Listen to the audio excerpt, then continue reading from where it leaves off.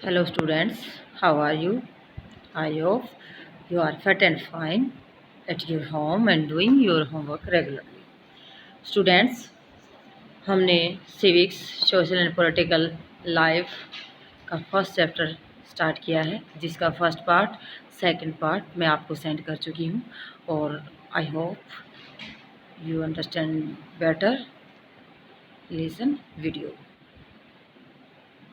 आज हम इसका थर्ड पार्ट करने जा रहे हैं, जिसमें हमने features of the Indian constitution के 2 पार्ट्स हम कंप्लीट कर चुके थे. फर्स्ट में फेडरलिज्म, सेकंड में हम parliamentary form of governments and third features है सेपरेशन ऑफ पावर्स, यानी कि जो सत्ता है या शक्तियां हैं उसको बांटना या बंटवारा. कितनी पावर स्टेट गवर्नमेंट के पास होगी, कितनी पावर सेंट्रल गवर्नमेंट के पास होगी और कितनी पंचायती गवर्नमेंट के पास होगी. तो ये 3 पावर्स हैं जो अलग अलग टायर में दी गई हैं. According to the constitution there are 3 organs of governments. हमारे कॉन्स्टिट्यूशन के अकॉर्डिंग कितने ऑर्गन्स हैं गवर्नमेंट्स के? 3 organs. First is legislature, second is executive और थर्ड इज जुडिशरी, यानी कि विधायिका, कार्यपालिका और न्यायपालिका. ये 3 पार्ट ऑफ द गवर्नमेंट्स. पूछा जा सकता how many part of the governments, question यहाँ से. तो 3 parts of the governments, legislatures, executives and judiciary. अब देखते हैं what is the legislatures. Legislature refer to our elected representative. जो लेजिस्लेचर है वो क्या करती है, हमारे चुने हुए जो प्रतिनिधित्व है उनको विधायिका में शामिल होते हैं. वो लेजिस्लेचर होते हैं जो इलेक्टेड रिप्रेजेंटेटिव, चुने हुए अधिकारी, प्रतिनिधि.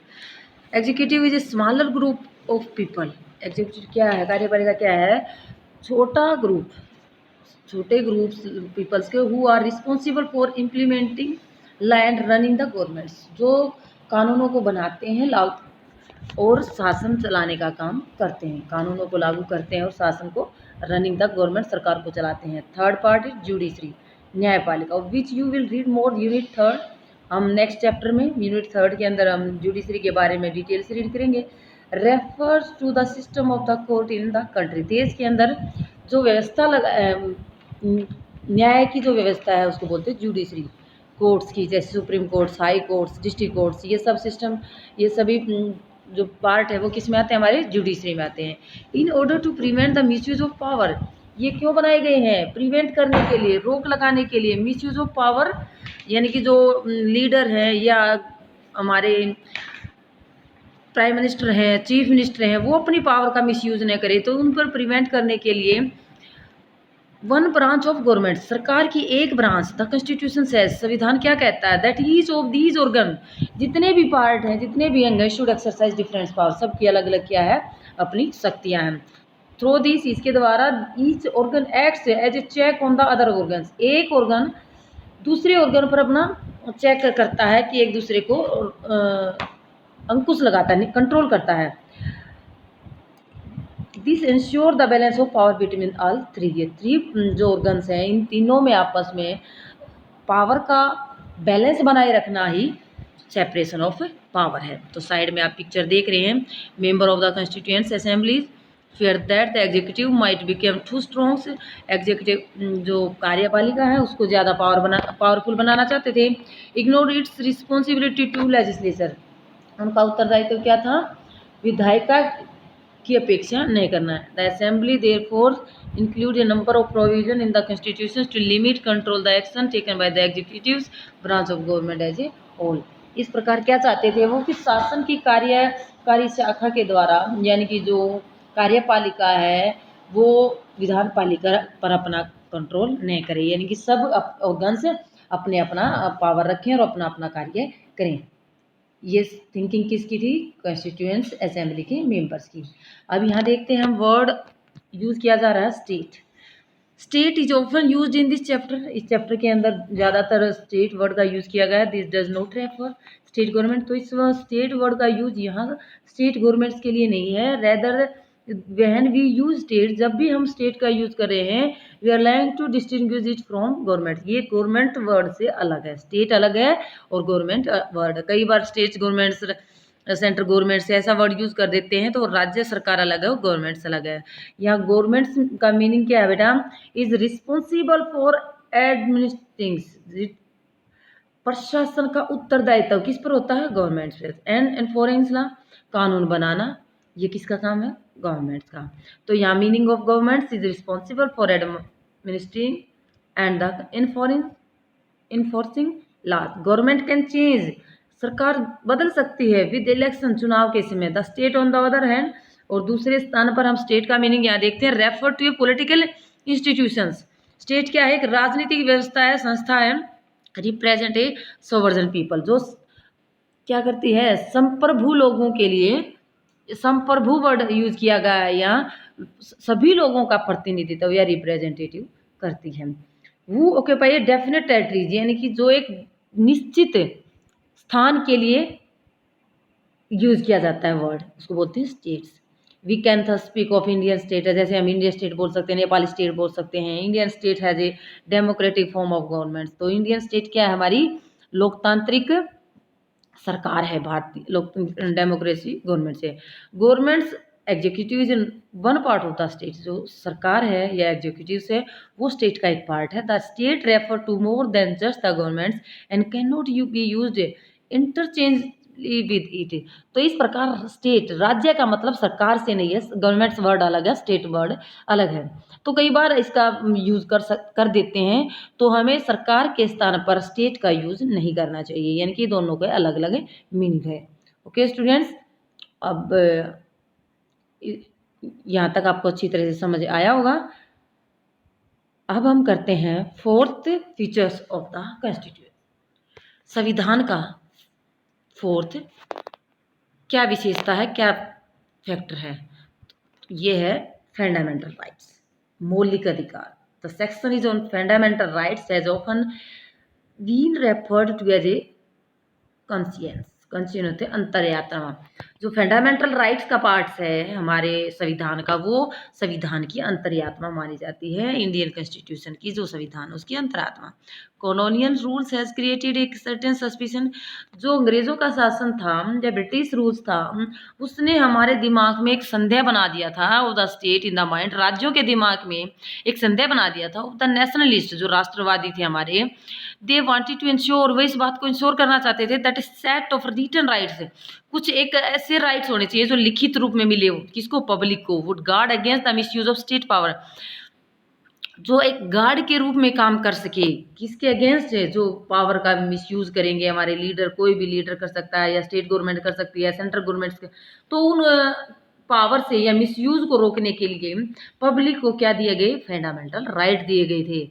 इंडिपेंडेंट इंडिया, हमारे स्वतंत्र भारत के अंदर fundamental right, they are protect citizen against the arbitraries, यानी कि अपनी मनमर्जी, मनचाहे शासन से बचाने के लिए अधिकार पब्लिक को दिए गए हैं। यानी कि सेंट्रल गवर्नमेंट मनमर्जी के शासन नहीं कर सकती, स्टेट गवर्नमेंट मनमर्जी का शासन नहीं करती। इस मनमर्जी के शासन से बचाने के लिए पब्लिक को फंडामेंटल राइट्स या सिटीजन को मौलिक अधिकार दिए गए हैं।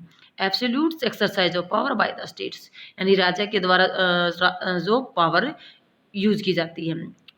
थर्स guarantee the right of individuals against the state as well as against other individual, ये फंडामेंटल राइट्स हैं, इसीलिए एक व्यक्ति को दूसरे व्यक्ति के अगेंस्ट भी मिले हैं कि अगर कोई एक व्यक्ति दूसरे व्यक्ति पर क्या करे, प्रेशर डाले या किसी प्रकार का दबाव डाले, तो उस व्यक्ति से हमारी रक्षा, या राज्य से भी हमारी रक्षा, यानी कि राज्य भी हमारे ऊपर क्या ना करे, निरंकुश शासन न करे।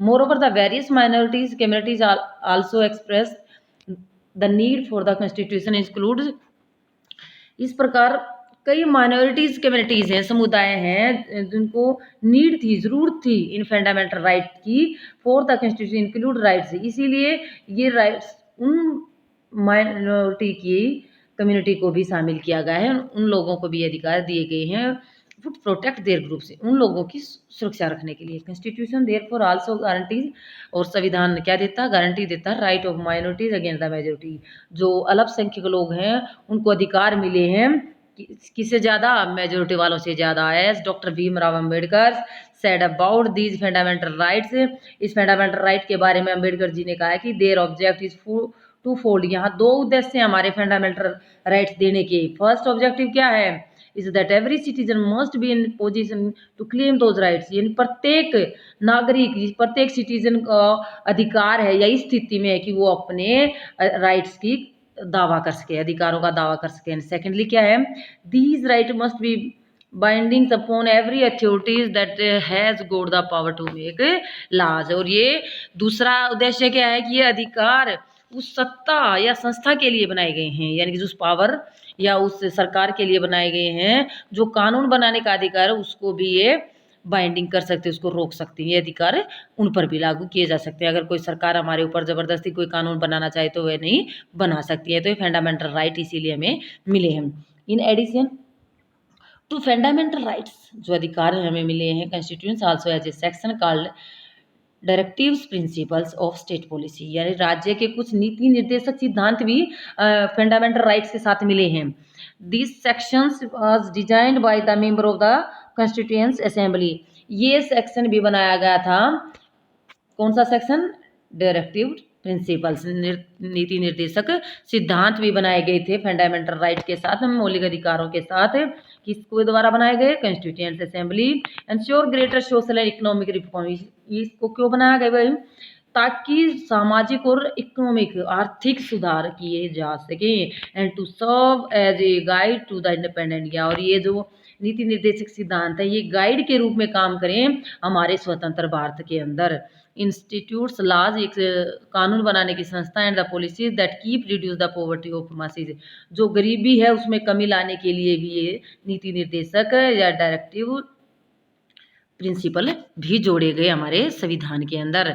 अब हम देखते हैं कि कौन कौन से फंडामेंटल राइट्स हैं जो संविधान ने हमारे सभी सिटीजन को दिए गए हैं। तो यहाँ 6 type of fundamental right. First, right to equality. अब ये कुछ आर्टिकल हैं हमारे संविधान के अंदर, उस आर्टिकल के अकॉर्डिंग ये हमारे फंडामेंटल दिए गए। तो राइट टू इक्वलिटी किस आर्टिकल के है, 14 to 18, यानी कि टोटल जो फंडामेंटल राइट है वो 12 आर्टिकल से लेकर 36 आर्टिकल तक दिए गए हैं। तो हमारा जो फर्स्ट आर्टिकल ये right to equality fundamental rights है, समानता का अधिकार, तो ये किस में दिया गया है, ये हमारे 14 to 18 में आर्टिकल में दिए गए हैं। किसके बारे में, राइट टू इक्वलिटी के बारे में। तो राइट टू इक्वलिटी में क्या पढ़ देंगे, ऑल पर्सन आर इक्वल्स। इसमें क्या बताया गया कि सभी व्यक्ति इक्वल हैं बिफोर द लॉ, कानून के सामने। This means that all person shall be equally protected by the law of country. देश के कानून सभी लोगों के लिए बने हुए हैं और सब हम उसके सामने समान हैं। It also state that no citizen can be discriminated. इसमें कहा गया कि कोई भी नागरिक किसी के साथ हम भेदभाव नहीं कर सकते। किसके आधार पर, रिलीजन के आधार पर, caste, sex. Every person access to all public places, सभी स्थानों पर हम जा सकते हैं, जैसे प्लेग्राउंड है, होटल है, शॉप है। डिस्क्रिमिनेटिव, हम ये 7th क्लास में पढ़ चुके हैं कि जो आर्टिकल 15 में दिया गया था इसके बारे में हम अच्छी तरह से 7th क्लास में बताया गया था। तो ये राइट टू इक्वलिटी है, आर्टिकल 14 to 18 के अंदर इसको दिया गया है, तो ये ध्यान रखना है। अब सेकंड है right to freedom. Right to freedom, स्वतंत्रता का अधिकार। This is includes right to freedom, इसको दिया गया है आर्टिकल 19 से लेकर 22 तक। ये आर्टिकल बुक के अंदर दिए नहीं गए, लेकिन तुम्हें समझाने के लिए बता रही हूँ। ये मत मानना कि आर्टिकल क्या होते हैं, ये संविधान के अंदर हमारे आर्टिकल हैं, उन आर्टिकल के लिए अंदर अलग अलग रूल लिखे गए हैं। तो राइट टू फ्रीडम 19 से लेकर 22। तो इसमें किसकी फ्रीडम, हमें स्पीच की, एक्सप्रेशन की, अपने विचारों को व्यक्त करने की, भाषण देने की, राइट टू फॉर्म एसोसिएशन, संस्था बनाने की, राइट टू मूव फ्रीली, हम देश में एक स्थान से दूसरे स्थान पर जा सकते हैं। Reside in any parts of the country, किसी भी पार्ट में, इंडिया के किसी पार्ट में हम जाकर आसानी से रह सकते हैं। And right to practice any profession, occupation and business, हम कोई भी बिजनेस की देश के किसी भी पार्ट में कोई भी व्यवसाय कर सकते हैं। ये क्या हमारा राइट टू फ्रीडम। अपने टू फंडामेंटल राइट के बारे में समझ में आ गया होगा बेटा। First right to equality, second right to freedom. Third हम कर रहे हैं राइट अगेंस्ट एक्सप्लोटेशंस, यानी कि किसके खिलाफ, शोषण के खिलाफ अधिकार। यानी कोई हमारा शोषण कर रहा था, हम उसके खिलाफ क्या कर सकते हैं, कंप्लेंट कर सकते हैं। The constitution prohibits human trafficking, forest labour and employments of children under 14 years of age. इसमें क्या कहा गया कि संविधान में कहा गया कि मानव व्यापार, यानी कि पहले दास बनाकर लोगों को बेचा जाता था, खरीदा जाता था।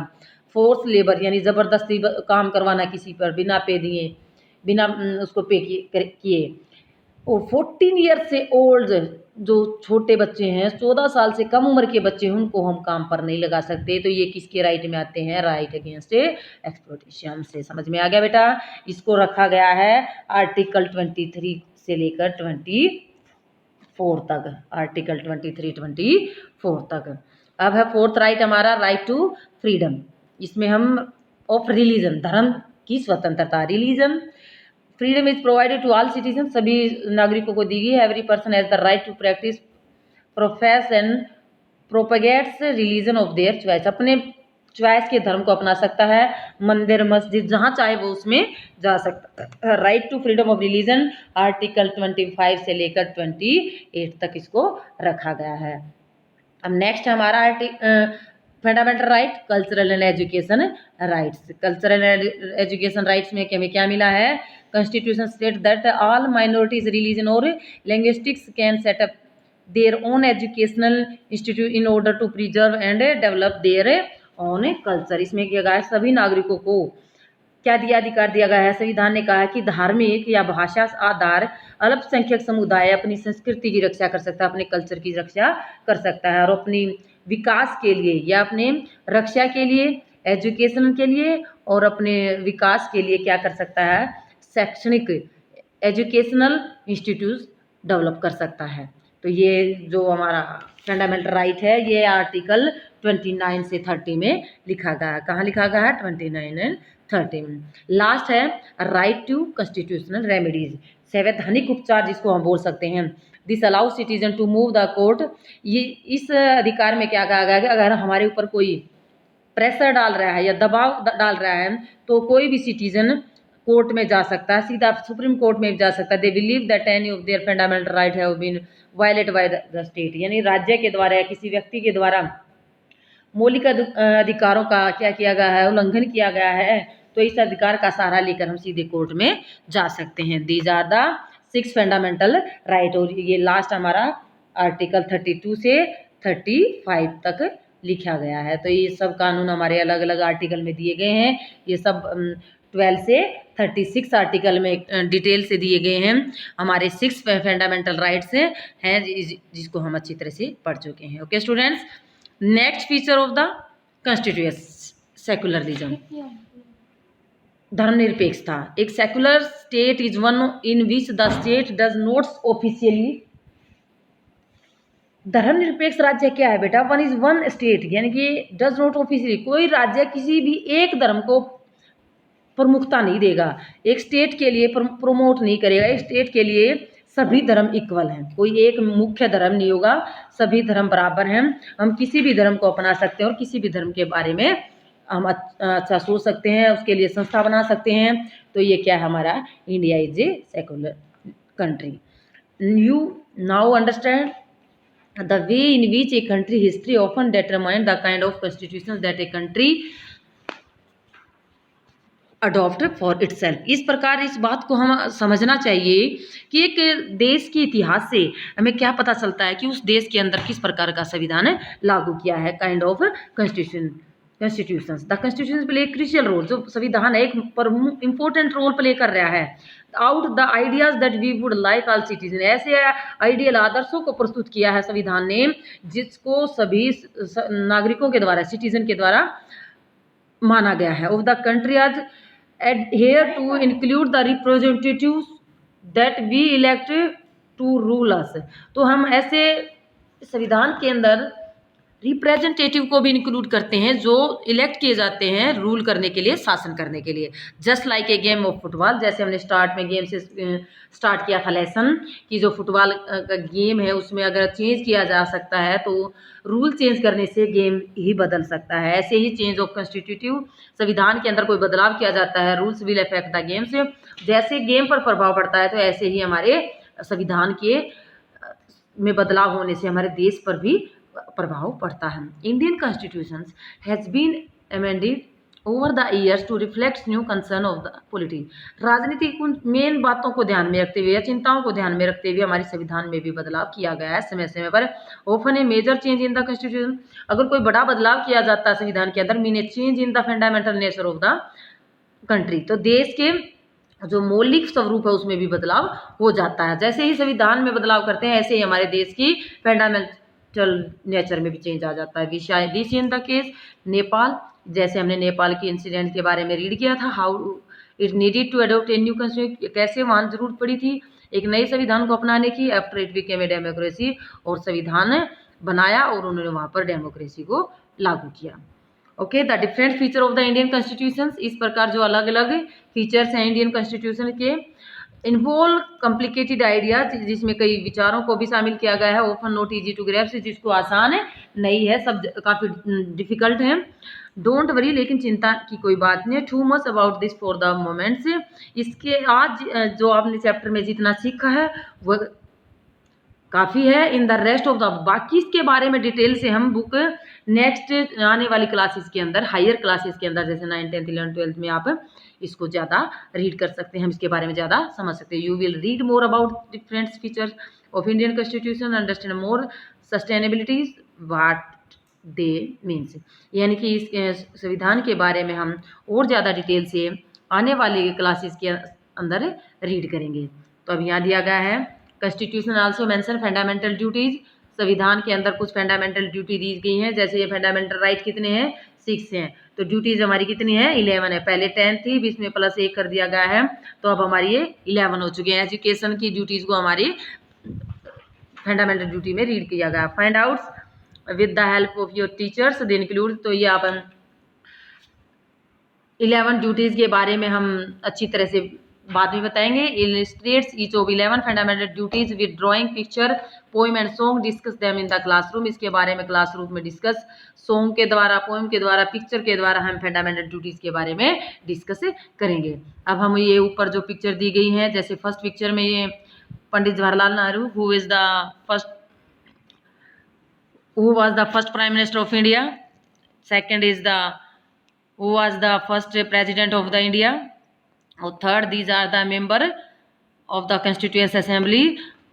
ये साइन कर रहे हैं जब हमारा कॉन्स्टिट्यूएंट क्या हो चुका था, संविधान कंप्लीट हो चुका था, तो सभी मेंबर्स ने इस पे साइन किए थे। अब वो photo show various member of the, ये दिखाया गया है 24 जनवरी 1950 पे साइन किया था सभी ने, और लागू कब हुआ था, ये 26 जनवरी को।